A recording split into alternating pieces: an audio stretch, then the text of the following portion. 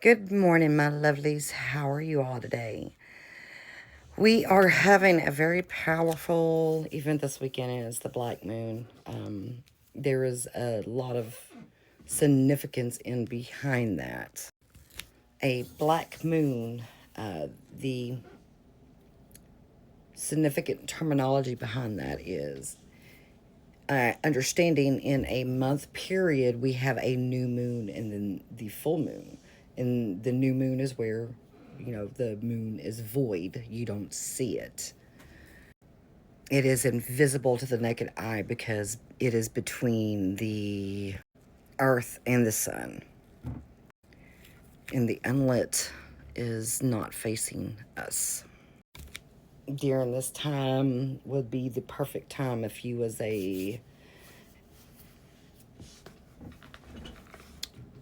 stargazing junkie to go out and look at the stars. You should be able to see even more in depth as far as further constellations with your telescope and things like that. You might be able to see the Milky Way and other strange phenomena that happens in the beauty of the cosmos. Us sometimes, say us, but us witchy folk, we would sometimes refer to it to Lilith's moon. And with us having two of these moons this month, we had a new moon, and then now we have this one, which is the big significance of it being called the Black Moon. In traditions of Wicca, witchcraft, and others, it is a very beautiful time to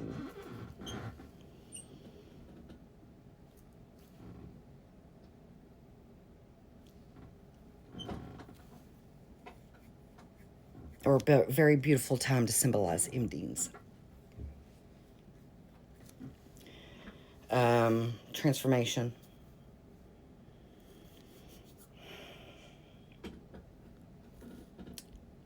And the power of beings. So with this moon, I would suggest releasing what no longer serves you, cutting cords, cutting ties, giving yourself the, not necessarily the clean slate, but kind of like, let me kind of, let's come back to zero. Let's,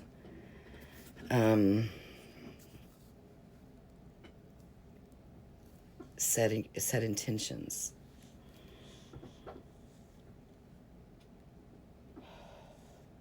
Setting new intentions, not just focusing on what was, or it's the setting of new intentions.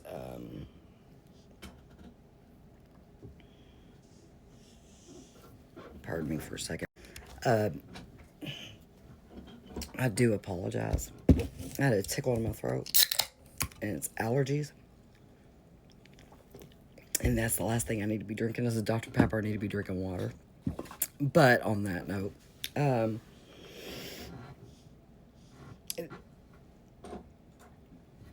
shadow work, self-reflection, inner growth. Take this time to go in and reflect and look over the past couple of months and say, okay, let's reorganize and see, okay, this is not working. Let's see what else we can do to create the fuse to ignite it to work. Meaning, what can I, as the being, do to make the connection to light that fuse, if you will.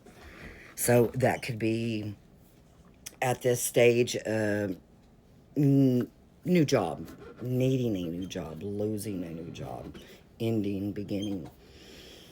In these small life cycles, you can create a lot of change for you and yourself. Never look at these cutting of these cords as negativity. Look at it as, okay, this is a time for me to adjust, adapt, and grow. Never look at it as a negative, as being knocked down. Look at it as, okay, okay, world, you shook me for a minute, so let's sit up and regroup, and what do I got to do to change this? So um that is the perfect time for that. What I keep on coming back to with this is the release and letting go, release and letting go. The inner work monologue. Um, but not just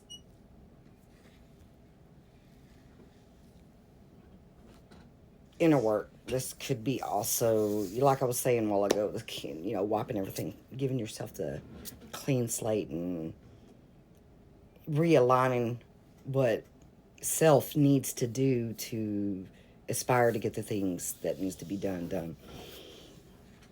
Perfect time to cleanse and detox mind, body, and soul. And give yourself a little bit of the reminder to dig into the unknown. Maybe pick up a book or do something different for a change of pace. Again, jumping into something that is the unfamiliar to you to push you out of your zones. These are beautiful ways to work with this energy that we have coming along, and you necessarily do not have to be on the path to do that. This could be just some way and form of self-therapy and self-realization for you. So there's that, and much love, and blessed be.